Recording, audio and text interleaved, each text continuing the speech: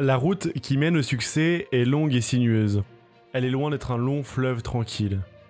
Ainsi, petites et grandes entreprises voient se côtoyer en leur sein même de petites aventures, comme un employé qui met en place une idée originale qui a du succès, mais aussi des grandes aventures stratégiques à une échelle qui dépasse le simple individu. Mais à cette échelle, même les dirigeants sont souvent dépassés par ces mouvements globaux. Ils peuvent les inspirer, ils peuvent les orienter cas à un cas, mais parfois, face aux lois du marché, de l'offre et de la demande, on est bien petit. Parfois ça marche très bien, mais bien souvent pour des raisons assez difficiles à cerner, eh bien ça ne marche pas et ça rate. Les petites histoires sont donc souvent plus concrètes et pourtant on n'en parle jamais. Et elles sont justement intéressantes puisque vous et moi ne pourrions en être le centre un jour. Ces histoires, à une échelle plus humble dans l'industrie, à l'échelle d'une PME ou dans le département d'un groupe industriel, à une échelle où des individualités peuvent encore bouleverser certains aspects d'un business, par une découverte, par une intuition, ou parfois juste par un caractère irrationnellement borné qui s'avère avoir eu raison pour une fois. Comme on dit, même une horloge cassée donne la bonne heure 2 fois par jour. Nadine Mouk, Nadine Babek. Alors, installez-vous bien tranquillement et laissez-moi vous raconter chez Air Liquide l'histoire d'un stagiaire buté comme un âne, celle d'un exilé remonté, et enfin celle du directeur de Air Liquide qui a satellisé au premier sens sur l'entreprise. Ce n'est pas vous que nous aurions voulu, mais puisque vous y êtes, restez.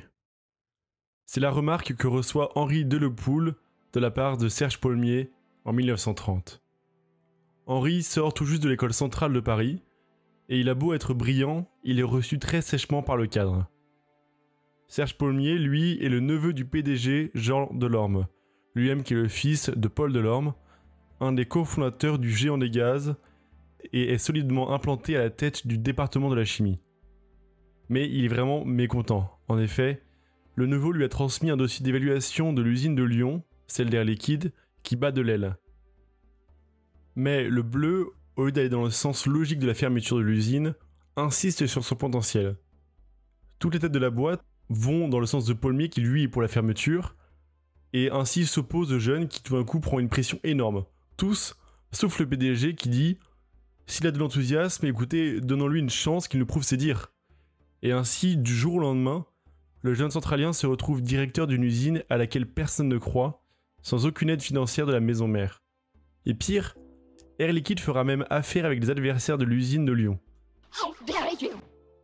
Henri et son équipe d'irréductibles se battront donc ainsi plus de 10 ans pour survivre. Mais en 1940, avec l'armistice, la France est coupée en deux, entre le pays occupé par les nazis d'un côté et par la France libre de l'autre côté. Henri et son usine, qui sont au sud, ne peuvent plus livrer leurs clients au nord. Mais le grand concurrent du nord, la Cooper, ne peut plus non plus livrer ses clients du sud. Jean Delorme passe donc un deal avec le directeur de la Cooper. Ceux du sud livreront les clients du sud, et ceux du nord livreront les clients du nord. Et contre une participation dans la nouvelle entreprise fondée autour de l'usine du sud, donc celle de Lyon, qui est maintenant appelée la LIFA, la Cooper vient donc de céder à Henri un grand nombre de ses clients. Et malgré les rigueurs de la guerre, Henri pourra passer ainsi son nombre d'employés à plus de 70 et survit en produisant de l'eau de Cologne et des pastilles de menthe. On fait comme on peut, hein. Mais après la libération, le deal continuera. Et l'avenir s'éclaircit ainsi pour le maintenant moins jeune de 15 ans, Henri. Et l'avenir d'ailleurs sera même assez radieux. En 1951, un ingénieur de la boîte, un chimiste, André Dansette, entendra parler d'une molécule anticoagulante développée par un concurrent, mais que celui-ci a abandonnée car elle déclenchait des hémorragies. André est persuadé, ce n'est qu'une erreur de dosage. Ils récupéreront donc gratuitement les recherches, mais le risque est grand pour la boîte qui prend un pari médical important. Un procès et c'est la fin. Henri et André par contre sont convaincus, la Cooper pas du tout. Pour arranger tout le monde, Henri prend donc tout le risque sur lui et l'achat d'une petite entreprise qui sera responsable du médicament. Le médicament sera prescrit contre la thrombose à plus de 3,7 millions d'unités en 1968. Combien ? La LIFA sera ainsi pendant 4 décennies l'entreprise française pharmaceutique la plus rentable jusqu'à son rachat en 1991 par l'allemand Merck. Pari gagné sur toute la ligne pour le jeune Henri Delepoule. Attention aux Québécois. En 1946, un autre centralien, André Lott, est nommé à la tête d'Air Liquide Canada, une petite succursale de la maison mère avec un pied aux États-Unis.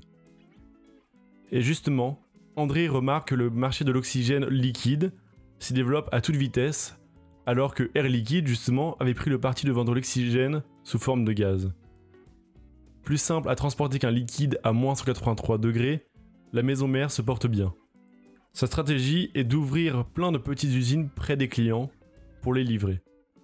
Mais aux USA, André observe que se développe un marché où l'oxygène est vendu dans de très grands conteneurs chargés sur les camions. André envoie donc des mots et des mots à la France, mais personne ne l'écoute. Pourtant, les arguments sont nombreux. L'oxygène liquide permet, après détente, de faire de la sidérurgie sans rejeter de fumée rousse, toxique et issue des éléments sulfureux des minerais. Il est également utilisé dans l'anesthésie, dans la supraconductivité et dans plein d'autres choses. Cependant, il est plus cher à produire et Air Liquide doit amortir l'investissement pour 20 ans de son parc de bouteilles de 80 kg d'oxygène et d'une taille d'1,80 m qui sont en fait des espèces de bouteilles de soda stream géantes. Et un rapport sort au siège. Il est stupide de passer au liquide. Complètement furieux, André saute alors dans un avion et vole vers la France. Il entre en trombe et fait une présentation des camions à isolation sous vide utilisés aux États-Unis en sortant une grande image. À gauche, un camion américain rutilant transportant de l'oxygène liquide. Et à droite, un char à bœufs traînant des bouteilles Air Liquide d'oxygène gazeux. Il déclare « Naturellement, les bœufs sont plus rentables. » Je suis ambidextre, ce qui est pratique. Donc au fur et à mesure qu'il sortait, je l'ai tapé. Tout le monde est choqué. Tout le monde s'insurge de l'audace du nouveau venu. Mais à nouveau, Jean Delorme, le PDG, va à contre-courant et lui donne raison. Il achète des brevets nécessaires pour passer à cette nouvelle technologie avant de se rendre compte rapidement qu'il a acheté des brevets obsolètes. Gotcha, bitch! Ça s'annonce très mal pour André. Mais il tient, et à la tête d'un nouveau département, il fait moderniser la vieille dame. En 1960, l'entreprise a rattrapé son retard et décroche des contrats de plus en plus dingues aux quatre coins du monde pour des générateurs d'oxygène liquide allant à plus de 500 kg d'oxygène produit à l'heure. André aura donc eu un grand impact dans Air Liquide. Il poussera d'ailleurs par la suite à la diversification de l'entreprise dans les gaz qu'elle produit, poussant notamment à la recherche dans l'azote liquide, aux avant-postes de la surgélation. Il leur faudra cependant abandonner le projet pour ne pas faire concurrence à certains de leurs clients et actionnaires dans l'agroalimentaire. Il aura une aventure similaire, un peu plus heureuse d'ailleurs dans le CO2 liquide, et d'ailleurs une aussi encore plus heureuse dans l'hydrogène liquide, qui servira au procédé flotte de Saint-Gobain, dont je vous avais parlé dans cette vidéo, pour faire des vitres gigantesques. Bref, André Lott aura par son énergie intarissable sauvé la boîte malgré elle. That's why he's the GOAT! The GOAT! Vous êtes satellisé. En 1961, Jean Delorme est convoqué par le général de Gaulle pour parler de la conquête de l'espace. « Mon général, lui déclare le PDG, si nous ne faisons rien, un jour viendra où tous les foyers français recevront par satellite la télévision américaine et où un président américain pourra dire aux Français « Le général de Gaulle est un imbécile » sans que vous ne puissiez rien répliquer. Le message est lancé dans l'espoir que la France s'associe au programme anglais pour lancer une fusée européenne dans l'espace. Les Russes ont déjà envoyé 2 satellites, les Spoutnik, et les États-Unis sont sur leur trace. Delorme est convaincu que l'espace ne pourra se faire que grâce au mélange hydrogène et oxygène liquide, le propergol, ce qui forcément l'arrange. Il est convaincu également d'être le seul en Europe avec Air Liquide à pouvoir permettre à la France de rattraper son retard. Il va donc se battre pour que le général s'associe avec le ministre anglais Macmillan. Ce qu'ils feront avec une technologie intermédiaire dans Europa 3. Au lendemain de la guerre d'Algérie, malgré le fait que la plupart des experts sont assez sceptiques concernant la complexité du projet, Jean Delorme fait du lobbying et le général de Gaulle lance la création du CNES, le Centre national d'études spatiales, car l'enjeu est la compétition économique et technologique mondiale. Privez-vous de l'espace et vous n'avez ni Galileo, le GPS européen, ni la télé, pas de recherche dans l'espace, et vous vous privez de tout ce qui pourra se faire là-bas dans le futur. Mais entre les investissements du Concorde, le paquebot Le France, la bombe H et les lanceurs, la France peine économiquement. Il faut faire un choix. Seul Delorme s'accroche à son idée. Il fait donc continuer les recherches sans subvention et malgré le fait que la France semble avoir levé la pédale. Le premier satellite, Astérix, est finalement lancé en 1965. En 1973, le CNES se lance à fond pour ajouter un étage cryogénique au lanceur qui aura le nom de L3S et sera plus tard nommé Ariane. Or, un moteur fusée cryogénique est un moteur qui fonctionne à l'air liquide, vous l'avez deviné. Ça peut être l'oxygène ou l'hydrogène généralement. Et donc, qui dans les contractants en première ligne? Naturellement, air liquide.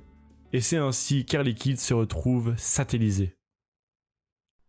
On a donc vu, à 3 étages différents d'une entreprise, c'est-à-dire le limite stagiaire en sortie d'école, le directeur local et le PDG mondial, que des individualités fortes peuvent parfois changer le cours de monstres que l'on dit souvent figés par l'inertie. L'industrie, on vient de le voir, peut être un pari, une aventure humaine, un sauvetage, une aventure spatiale ou même un esclavage camouflé. Et ça, c'est à vous de choisir. Mais en lisant toutes ces histoires dans le passé, je me dis que peut-être un jour, et je l'espère, on pourra retoucher du doigt cette aventure humaine qu'est l'industrie. En tout cas, pour moi, c'est la fin de la vidéo. Pensez à vous abonner, à liker, et sur ce, à tantôt.